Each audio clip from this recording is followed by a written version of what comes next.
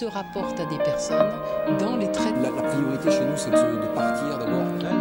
Et au Sénat pour interdire l'usage. Les adolescents face à ce portable.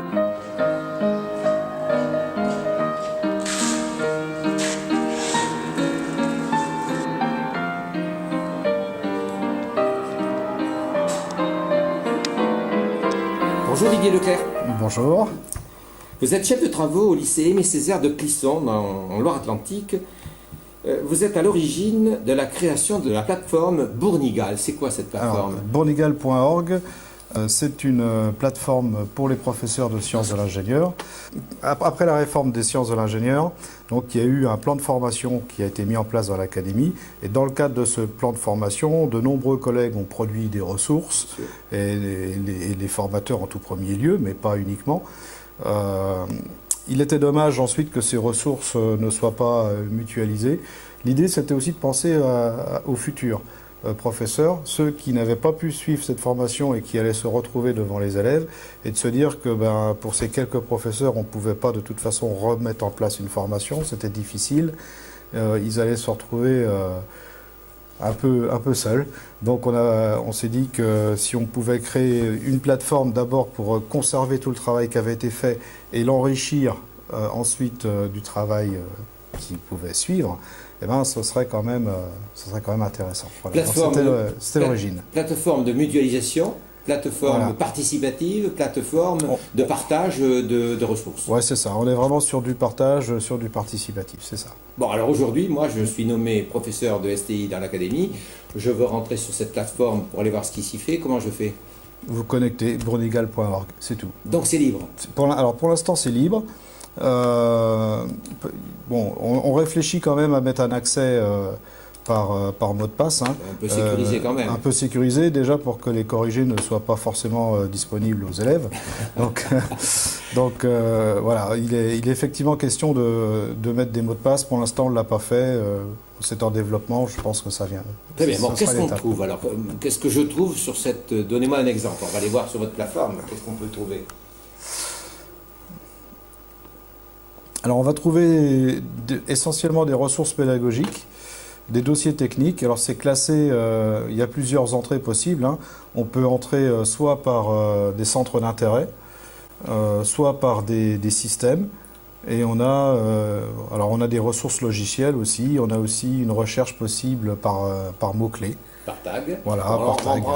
Vous choisissez un exemple pour qu'on puisse rentrer dedans, par exemple? Alors lequel vous voulez? Je ne sais pas, moi. Alors on va prendre Byboard. Alors ça, c'est une ressource qui a été développée vraiment par l'académie. Hein. C'est un modèle multiphysique.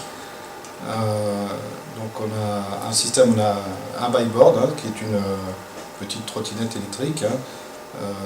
C'est un hybride entre le skateboard et puis le vélo électrique.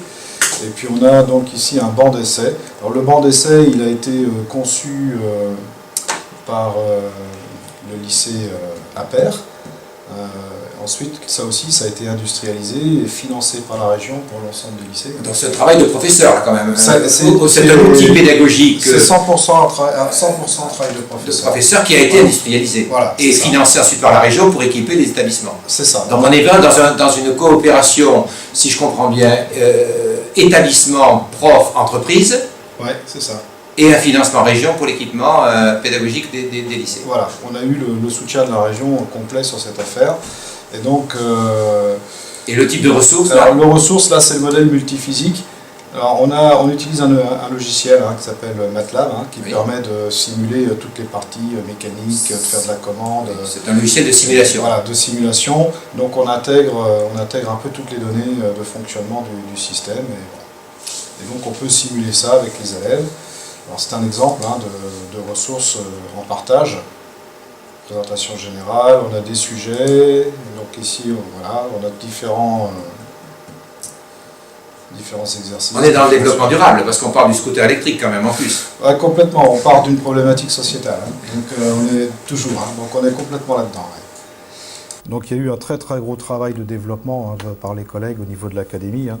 Donc voilà, donc on peut trouver toutes les ressources. Donc là vous avez les journées de formation. Donc tout ce qui a été développé dans le cadre de ces journées, alors j'en prends une au hasard, journée 4, Voilà, donc vous avez les contenus de la journée et vous avez ici toutes les ressources en téléchargement. Voilà. Donc on peut passer à la ressource suivante. Voilà, donc c'est assez riche, hein. Là on a pas mal de documents déjà qui sont archivés dessus. C'est utilisé constamment, en permanence? Alors pour l'instant c'est un démarrage, hein. Oui.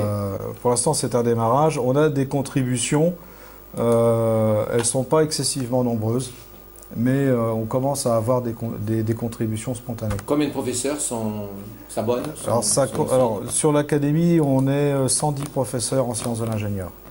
Est-ce que vous couvrez l'ensemble du programme du bac SSI2D? J'espère. Mais votre objectif, c'est de le couvrir? Non, notre objectif, c'est vraiment d'échanger.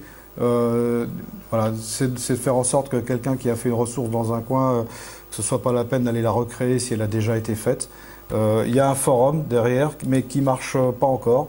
L'idée, c'était aussi d'engager des discussions sur les ressources, sur la pédagogie, sur tout un tas de problèmes qui peut s'avérer nécessaire en fait, hein.